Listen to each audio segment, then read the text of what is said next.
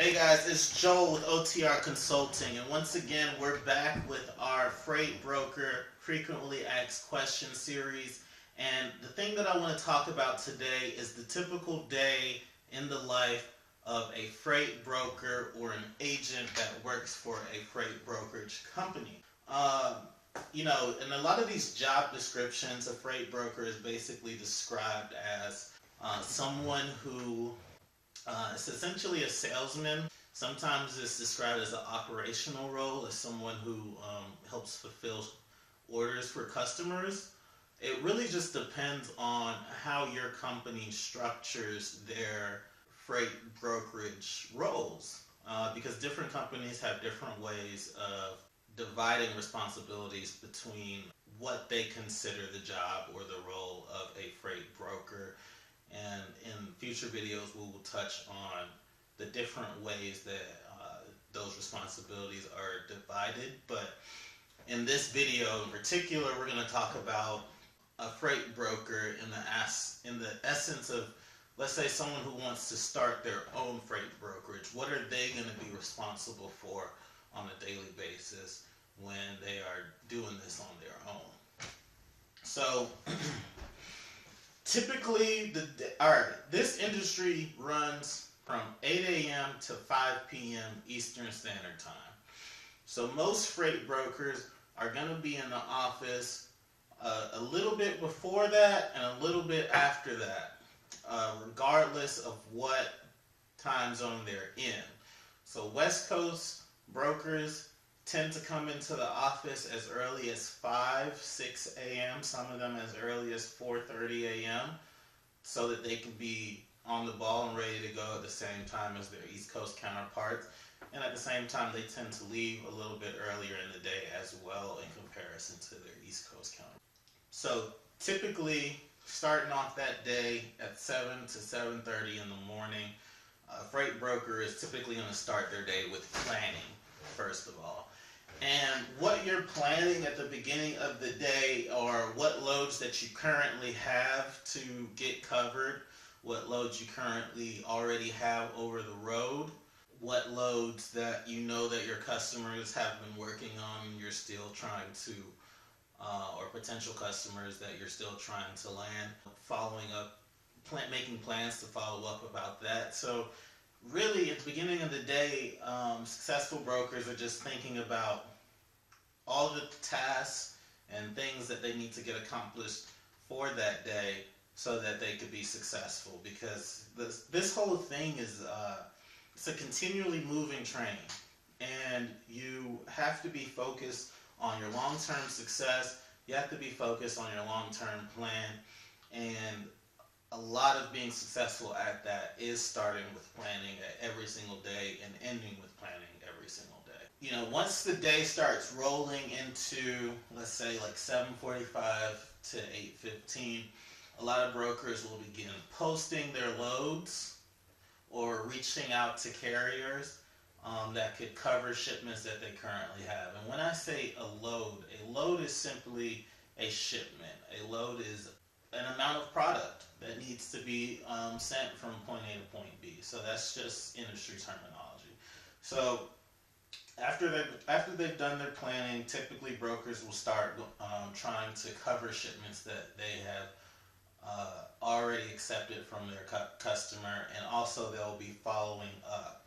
So after they start reaching out to some of their carrier partners and putting up shipment. When I say posting, I mean putting loads onto their load boards and various load boards that are available to them online.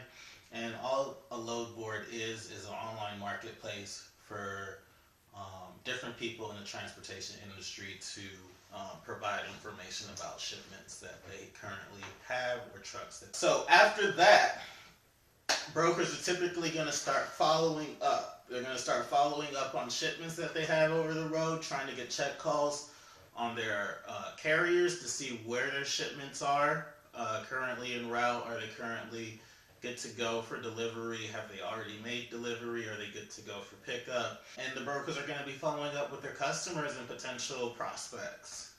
just following up, letting them know what's going on with shipments, trying to see what potential shipments are in the future, learning more information about their prospects that may get them closer to booking that first load for that new client, and just spending their time reaching back out to people that they currently are working with, and that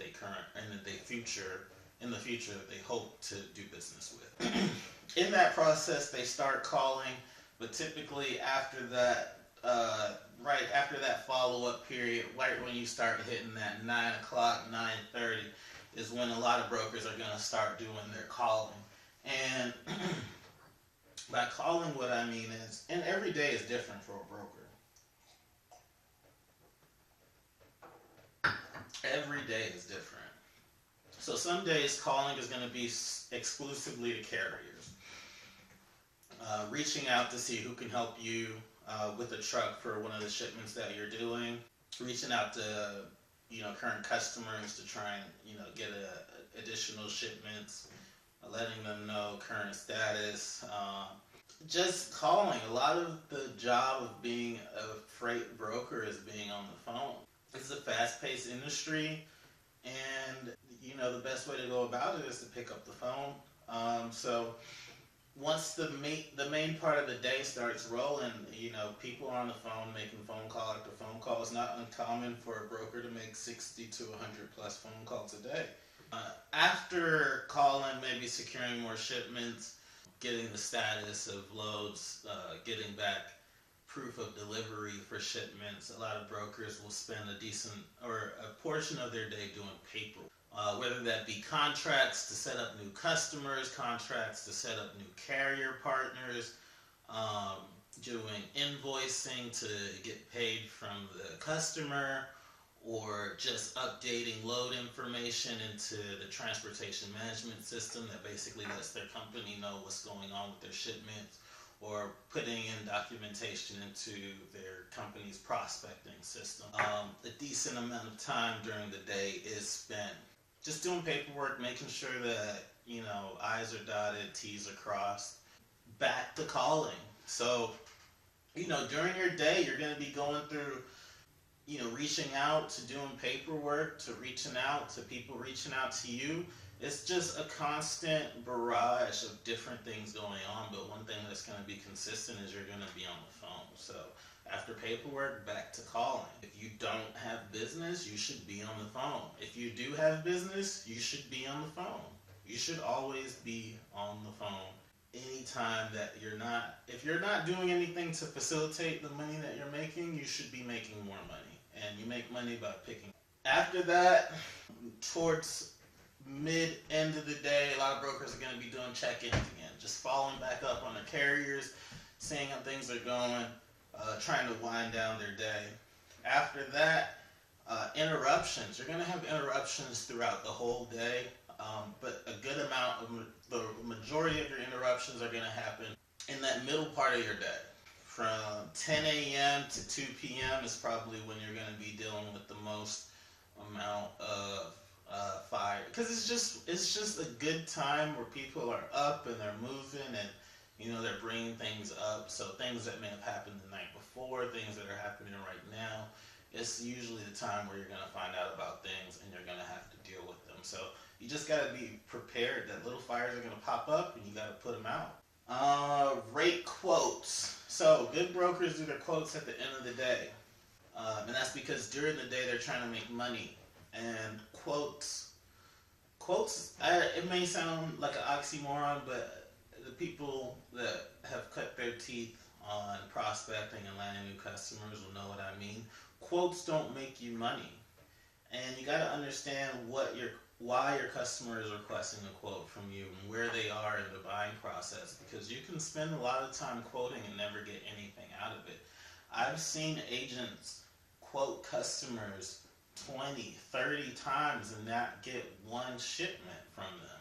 And it's because they aren't doing a proper job of identifying what that customer needs and what they are looking for, and they are letting that customer use them almost as like an informational tool, without ever getting any type of value or establishing any type of real relationship with that customer. So rate quotes are typically something that happen near the end of the day, because it's just a rule of thumb for time management if you are focused on establishing a consistent business. And I'll go into that further when I start doing videos on customer acquisition and quoting rates and going over things.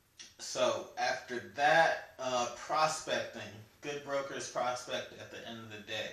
And what I mean by prospecting is generating those leads, figuring out who you're going to contact, identifying new opportunities. You do that at the end of the day. During prime time, you got to be on the phone. The phone is how you make money. When you're doing research, when you're responding to clients, if it's not going to generate money today, then you put it towards the end of the day and you manage your time wisely. So prospecting is something that should be done at the end of the day because it allows you to do your proper research to be prepared for the next day so that when prime time hits, you're on the phone reaching out to prospects and not researching them. After that, calling again. This is a 24/7 business. And like I said, the successful ones are on the phone.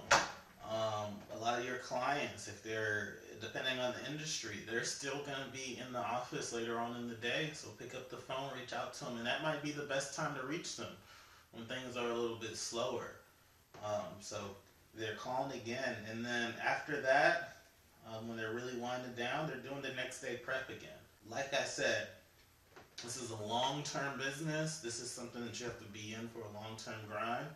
And the best of the best plan at the beginning of the day and they plan at the end of the day. That end of the day planning is all of those things that I was just talking about as far as, rate quotes, prospecting, reaching back out. But it's also just, planning out the next day, planning out the rest of your week, and maybe even taking a little bit of time to consider what your goals are for, the month and the quarter. And then figuring out what you can be doing currently to reach that. So that's a typical day in the life of a freight broker. And as we get deeper into it, I'll go more in depth on each of those subjects, and hopefully we'll be able to give a lot of really good insight as to what each of those process really looks like from a deep dive perspective. But this is just meant to be an overall explanation.